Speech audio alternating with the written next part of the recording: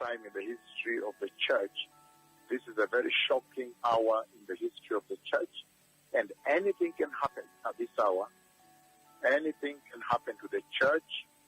Anything can happen to the nations of the earth. And I see a lot of healing that is coming in this country here and many other nations that will be tuned in at that time. And this is a very unbelievable time in the history of the church. The latter glory of the Lord is here.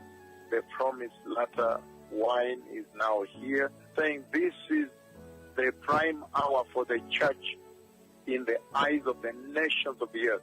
The Lord is reestablishing without any speck of a doubt that this religion of the cross is the one and only worthy religion that brings people to heaven.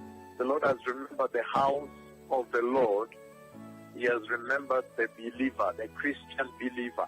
And then I see a big, unbelievably humongous power of the Lord that will fall down into this land. And for those that will tune in from abroad and visit them, visit their people, restore them, and establish the testimony of Jesus in the lives of the people, in the lives of the nations.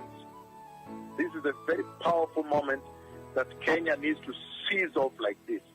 And the other nations too can seize this moment, because it is the same broadcast, it is going to be the same decree, it is going to be the same command, and then the Lord, whose arm is not too short to deliver you, will do mighty works on the face of this earth. Time has passed. The Messiah is coming. Before then, there is a big visitation accessible to all people. The Messiah is coming. When this year began, the Lord already showed me the entry of the church into eternity. So the question is that when the Lord spoke that January 15th, the year 2017, about the entry of the church into eternity. Remember, the life on this earth is temporary. Whether you live 100 years in the U.S. or in whichever country has a lifespan of 100 years, there is eternity. Eternity is right ahead of us here, and we are sitting on the verge of eternity. And the sooner you start thinking of where you spend your eternity, the better for you. And so the question then becomes, since the Lord spoke to me in January 15th, 2017, about the entry of the church into eternity, and the garment that was described, the garment of righteousness, the garment of holiness. Now that the year is ending, what major gains have you made this year towards preparing for your eternity? I think those are going to be the main substantive questions that people will have to ask themselves in the course of this week, before the year ends. If you do a stock taking, if you take a spiritual audit of your life as a person, leave alone the church now, leave alone being a bishop, a pastor, whosoever.